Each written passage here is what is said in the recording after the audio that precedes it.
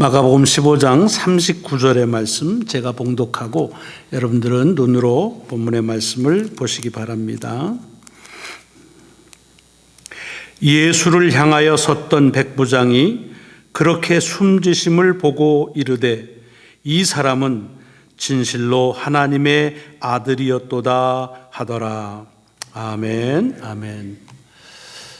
오늘 봉독한 말씀이 어수선하고 또 우리를 두렵게 하는 일들이 많은 세상에서 한 주간 능력으로 우리를 붙잡으시고 또 인도하시는 귀한 주의 힘의 말씀인 줄로 믿고 믿는 자에게 주께서 함께 하시기를 주의 이름으로 먼저 축원합니다.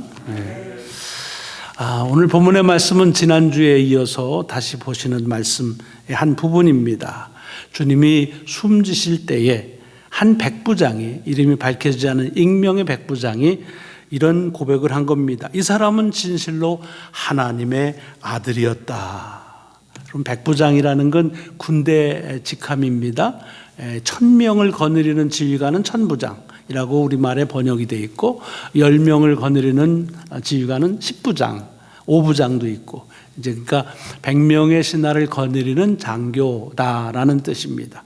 규모로 보면 요즘에 군대의 중대장 정도의 역할인데 옛날로 따지면 로마의 백부장은 거의 한 지역을 관할해서 치안을 장악하고 지휘했던 그런 장교라 그렇게 보시면 됩니다. 오늘 본문에 나오는 이 백부장, 이 사람 말고도 성경에는 백부장들이 여러 번 나옵니다. 제일 가까이 나오는 것은 여러분 아시죠? 그 가버나움에서 자기 데리고 있던 종 하인이 아픈 그것을 고치기 위해서 사람을 보내가지고 주님에게 자기 종을 고쳐달라고 그렇게 부탁했던 백부장. 그의 이름도 나오지 않습니다. 그렇지만 그를 귀하게 여겨서 주님께서 그의 집으로 갈 때 당신 집에 올 필요도 없다고 말하면서 주께서 말씀만 하시면 병이 낫겠다 해서 주님이 크게 칭찬하시죠. 이런 믿음을 내가 이스라엘에서도조차 못 봤다 하면서 네 믿음대로 될지어다 라고 할 때 그 하인이 났던 그 백부장, 가버나움에 주재하는 백부장입니다. 또 사도행전에 보면 가이사라라는 그런 그 지중해 연안에 있는 도시가 있는데 거기에 있던 백부장이 또 나옵니다. 근데 거긴 이름이 나와요. 고넬료라는 이름이죠. 잘 아시지만 고넬료를 통해서 베드로가 그의 집에 가서 거기서 복음을 처음 경험하는 그런 사람으로 성경에 보면 그 사람은 의로운 사람이고 하나님을 잘 공경하고 유대민족들에게 칭찬을 받았던 사람이다라고 됩니다. 그리고 나오는 오늘 본문의 말씀에 이 사람이 백부장인데 어떻게 공교롭게 이 복음서에 나오는 백부장들은 주님께서 굉장히 그 크레딧을 많이 주는 그런 직업 중에 하나가 됩니다. 물론 백부장이니까 이 사람이 그 사람이냐 글쎄요, 그럴 수도 있겠지만 거리상으로 뭐 가버나움, 가이사라, 그 다음에 이 예루살렘 이렇게 있으니까 아마 같은 사람이라고 부르기에는 좀 어려움이 있을 겁니다. 뭐 굳이 같지 않아도 되고, 그래서 오늘은 여기에 그 백부장이 주님께서 숨지시는 것을 보고 그는 참 하나님의 아들이었다라고 말했는데 이게 참 귀중한 고백입니다. 왜냐하면 여러분 아시는 대로 마가복음은 뭐로 시작하느냐 하면 1장 1절에 하나님의 아들 예수 그리스도의 복음의 시작이라 이렇게 선언하고 시작합니다. 그리고 마가복음 전체에서 보면 4번에 걸쳐서 예수께서 하나님의 아들이시라 하는 것이 언급이 됩니다. 지금 말씀드린 대로 1장 시작하면서 하나님의 아들 예수 그리스도의 복음의 시작이라 한번 나오고 또 같은 1장에서 주님이 세례 받으실 때 하늘에서부터 소리가 들리는데 너는 내 사랑하는 아들이요 내 기뻐하는 자라 라는 소리를 주님이 들으십니다.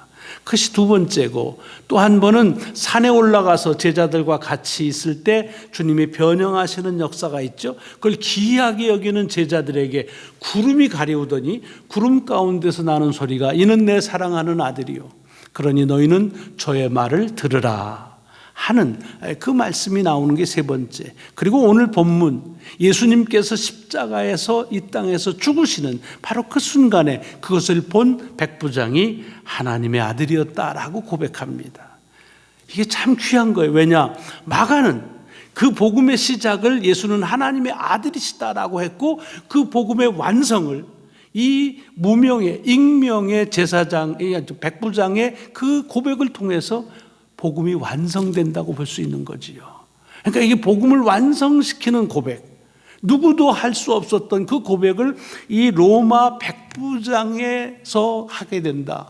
이건 참 신비롭기까지 합니다. 왜냐? 여러분, 사실은 주님이 하나님의 아들이시다라는 고백을 할 수 있는 가장 근접한 사람을 꼽으라면 누구를 꼽을 수 있습니까? 그것은 주님과 가장 가까이 하고 오랫동안 주님의 가르침을 따랐던 바로 그 사람들 가운데에서, 그래서 할 수 있으면 하나님의 아들이라는 고백이 나왔음직하지요. 그런데 보세요, 오늘 본문에는 그 사람이 아니라 주님을 십자가에 다는, 그래서 죽이는 형을 집행하는 집행관인 이 백부장이 그 소리를 하고 있다는 겁니다. 또 그런가 하면 주님, 하나님의 아들, 이 메시아를 오랫동안 기다려온 유대인들 중에서 우리가 기다린 하나님의 아들이구나 라고 고백할 수 있음직한데, 오히려 이 사람은 이방인입니다. 그 이방인의 입에서 유대인들도 하지 않은 그 고백을 하면서 복음을 완성했다. 이것은 참 하나님의 뜻이라는 것을 헤아리기가 신비롭다 하는 것을 우리가 짐작할 수가 있습니다. 그럼 어떻게 이 백부장이 그런 귀한 고백을 했을까? 오늘 본문에 보면 아주 간단하게 언급되고 있습니다. 뭐라고 되어 있냐면 주께서 그렇게 숨지심을 보고라고 되어 있습니다. 숨지시는 것을 보고서 그러고서 고백한 것이 이 사람은 하나님의 아들이다. 진짜 하나님의 아들이다. 이렇게 고백했다는 얘기입니다. 이 백부장이 십자가에 달려 죽는 사람을 처음 봐서 그랬을까요? 그렇진 않았을 겁니다. 아마 이 십자가형을 집행하는 게 백부장 정도 되면 그러면 아마 많이 그 형을 집행했을 겁니다. 그래서 어떤 면에서 십자가에서 사람 죽는 거에 대해서는 그렇게 대수롭게 여기지도 않고 아주 익숙한 장면일 수가 있습니다. 그러니까 처음 봤다면 그 장면 때문에 충격으로 하는 말이라고 할 수도 있겠지만 늘 봐왔던 장면 속에서 어떻게 이 말씀을 했느냐 하는 겁니다.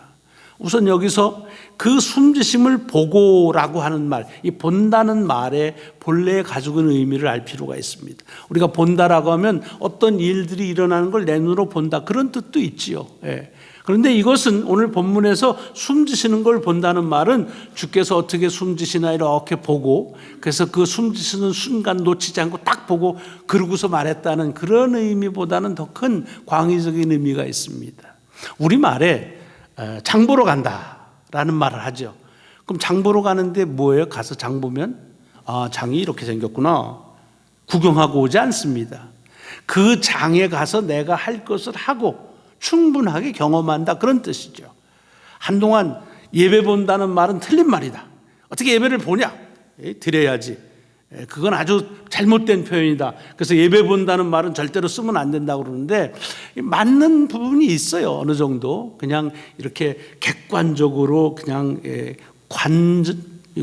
관람하지 마라, 그런 뜻으로는 그게 맞아요. 근데 우리말에 본다는 말은 경험한다는 말이에요. 그래서 예배를 본다는 건 예배를 경험한다는 뜻이니까 그렇게 막 핏대를 세워서 그래가지고서 혼낼 만한 일은 아닙니다. 여기도 마찬가지. 여기 지금 주님이 십자가에 숨지시는 것을 봤다는 것은 숨쉬는 찰나를 놓치지 않고 보고서 숨쉬는 거 보니까 숨지시는 걸 보니까 하나님의 아들이 그렇게 했다는 말이 아니라 이 백부장이 이 주님의 십자가를 지시는 모든 과정을 경험하고 그리고서 한 고백이라는 것입니다. 빌라도가 사형을 판결한 다음부터 군인들에 의해서 호송을 하지요. 그래서 골고다 언덕까지 이렇게 압송이 당하고 그리고 거기 십자가에 한 모든 일들을 책임진 사람이 이 백부장일 것입니다. 그러니까 이 백부장은 그 전체 과정을 다 경험하고 나서, 그리고서 이 사람은 진짜 하나님의 아들이다 라고 말했다는 것입니다. 근데 만약에 이 말은 주님께서 죽으시는 모습이 뭔가 달랐다는 것을 의미하는 것을 내포하고 있습니다. 왜냐? 다른 죄수들, 십자가에 죽는 사람하고 똑같이 죽었다고 한다면 그러면 그 소리가 그게 아까도 얘기했지만 처음 경험하면 밤새 그게 남겠죠. 사람 죽는 거 처음 보면요 오랫동안 남습니다. 그러나 늘상 하는 일이 그건데 잡이 그거예요. 그러면 들리질 않습니다. 제가 위스콘신에 처음에 갔을 때 교회에서 그 목사관을 아파트를 그 미시간 레이크 호수 있는 쪽 거기에 딱 붙어 있는 그 아파트를 이제 렌트해서 주셨어요. 근데 거기가 그냥 이 미시간 레이크이 그 바다 같잖아요. 파도가 막 쫙 치면 그 밤에요 달 떴을 때 파도 소리 쫙 들으면 기가 막힙니다. 이렇게 앉아 있으면 철썩철썩 소리가 나요. 그래서 참 좋다. 근데 2주 지나니까 아무 소리도 안 들려요. 아무 소리도 안 들려요. 우리 동요에 있잖아요. 기차 끌려 오막살이 어린아이 잘도 잔다. 시끄럽게 가는 기차 소리도 여러분 들으면 자는데 끄떡 없는 거예요. 마찬가지였을 것입니다. 만약 주님이 다른 십자가의 형을 당하는 죄수들처럼 똑같이 돌아가셨다면 그러면 대수롭게 눈여겨볼 것도 없지요. 언제 죽었는지 관심도 없었을 것입니다. 아주 익숙했을 것입니다. 그런데 그렇지 않았다는 것입니다. 주님은 달랐다는 겁니다. 여러분 사실은 주님께서 그 모습을 이렇게 죽으시는 과정을 봐봐야 사실은 그게 하루가 안 됩니다. 새벽부터 해서 그래서 압송하고 그래서 9시에 못 박아서 하고 3시에 돌아가시고 내려오시고 끝. 그러니까 한나절 남짓하는 시간, 짧은 시간입니다. 복음서에서 주님께서 십자가상에서 하신 말씀 그걸 다 털어봐야 7마디예요. 별 말씀도 안 하셨어요. 그런데 그 말씀을 듣고 그 장면을 보면서 그 예수 그리스도의 모습을 보면서 이분은 참 하나님이셨고 아들이시구나 라고 고백했다는 겁니다. 달랐다는 겁니다. 오해하지 마세요. 이 백부장이 본 모습은 다른 사람은 다 죽는데 주님은 안 죽었기 때문에 하나님의 아들이라고 말하는 거 아닙니다. 같이 죽어갑니다. 그런데 그 과정 속에서 달랐다는 것입니다. 여러분 이 다르다고 하는 표현을 우리는 어떻게 하냐면 거룩하다고 말합니다. 거룩하다는 말은 다르다는 것이에요. 주님이 하신 말씀은 사람들이 죽어가면서 하는 말하고는 달랐다는 겁니다. 주께서 십자가에서 보이신 그 모습은 사람들이 죽어가는 모습과는 전혀 다른 모습으로 그 모습이 보였다는 얘기입니다. 그래서 그 거룩한 모습을 보고 그는 정말 하나님의 아들이다 라고 그렇게 고백할 수 있었다는 것입니다. 짧은 몇 마디의 말 그리고 얼마 되지 않은 시간 속에서 이 백부장은 주님을 하나님의 아들로 고백했다. 이 말은 거꾸로 말하면 뭡니까? 몇 마디 되지 않은 말씀 중에서 그리고 짧은 그 모습 속에서 주님은 당신이 하나님의 아들이심을 드러내셨다는 얘기죠. 거룩하셨다는 말씀입니다. 여러분 이것이 왜 중요하냐? 오늘도 세상 사람들은 주님이 누구신지를 주님을 보고 그리고 판단하고 고백합니다. 근데 지금은 주님을 누구를 통해서 보느냐? 주님을 믿는 사람들, 우리를 통해서 보고서 주님이 누구신지를 판단합니다. 여러분이 저는 주님을 대표할 수 없어요. 나는 미천해요. 암만 그래봐야 소용이 없어요. 여러분이 예수를 믿고 이 교회에 출석하는 날 이제는 이 교회를 대표하게 되고 이 교회는 주님의 몸이 되고 그러므로 주님을 대신하게 되고 우리가 믿는 하나님이 누구신지 사람들은 우리를 통해서 보고 판단하게 돼 있는 겁니다.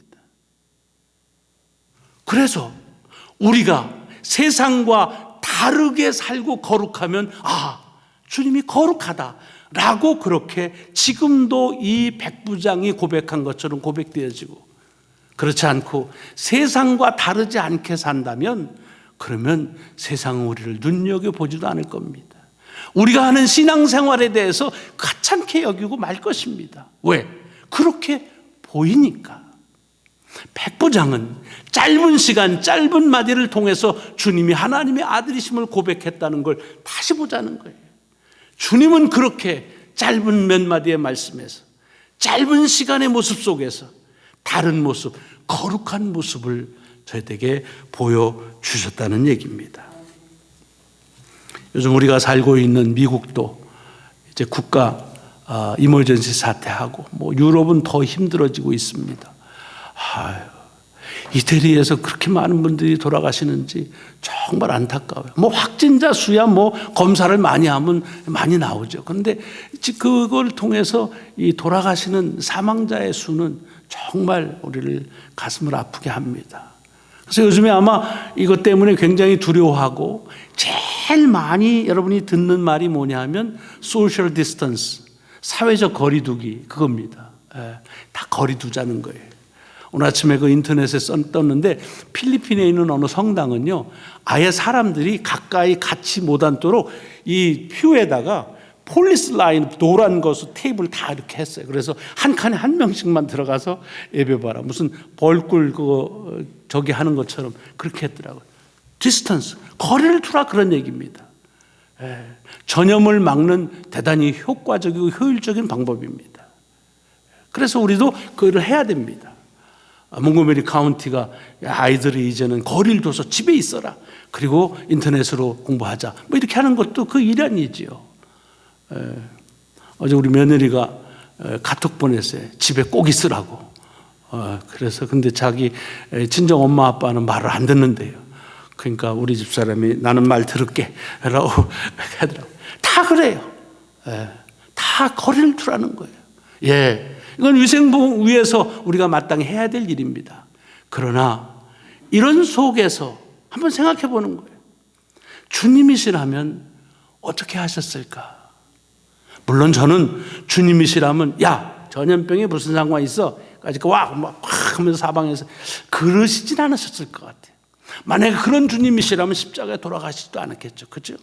아마 주의하셨을 거예요. 하지만 이 사회적 거리두기 때문에 소외당하고, 그리고 이미 이거 시작 전에 우리가 여러 조직이나 아니면 사회의 어떤 풍조나 또는 관념이나 문화나 이런 것들 때문에 모르는 사이에 이미 거리를 두고 사는 사람들, 그분들에 대해서 주님은 어떻게 하셨을까?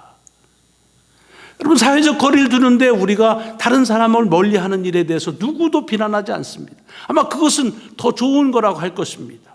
오늘도 예배 드리는 데 있어서 이제 거리두기 하는 거, 그거 비난하면 안 됩니다. 그거는 우리들이 해야 되는 좋은 공중위생입니다. 하지만 한번 생각해 보자는 거예요. 그래서 우리가 다른 사람을 이 육신적으로 다가가지 못한다 할지라도 이런 때일수록 더 이미 사회적으로 거리를 두고 소외당한 이들을 누구인지를 한번 살피고, 그리고 그들에게 더 마음으로 또는 사랑으로 관심으로 가까이 갈 수 있는 길은 없을까? 우리는 헤아려 볼 필요가 있습니다. 왜냐하면 우리는 다르게 사는 사람, 거룩한 사람들, 그래서 성도라고 일컬음을 받는 사람들이기 때문에 그런 겁니다. 아까도 말씀드렸지만 학교를 못 가면 학교 급식을 못 먹는 거예요. 그런 사람이 있다는 거예요. 이 땅에, 이 미국에 가장 풍요로운 땅에서도 그런 일이 일어나고 있는데, 그러면 그들을 어떻게 내가 가서 도울 수 있을까? 이것도 굉장히 중요한 거룩한 세상과 다른 그런 삶을 사는 모습이라고 봅니다. 자영업 하시는 분들 정말 어렵습니다. 식당 하시는 사람이 안 오니까. 자, 그러면 그분들을 어떻게 도울 수 있을까? 우리 차이위교우가 인터넷에 올렸더라고요. 그런 데를 이제 가서 기프트 카드 같은 거를 먼저 하고, 그리고 나중에 와서 먹을 수 있도록 해서 조금 매상을 좀 도와주자. 그것도 좋은 아이디어인 것 같습니다. 생각해 보면 이 세상은 다 거리 두는 것으로만 해서 그저 나 하나 이렇게 추스리고 내 가족 추스린 것만 해도 버거운데 라고 하는 것, 그리고 그것에 대해서 누구도 블레임할 수 없습니다. 이런 속에서 우리는 어떻게 다르게 할 수 있을까? 거룩한 그런 삶을 살아갈 수 있을까? 성도의 삶을 살아갈 수 있을까? 하는 것을 저는 오늘 본문 속에서 우리에게 주는 도전이라고 봅니다.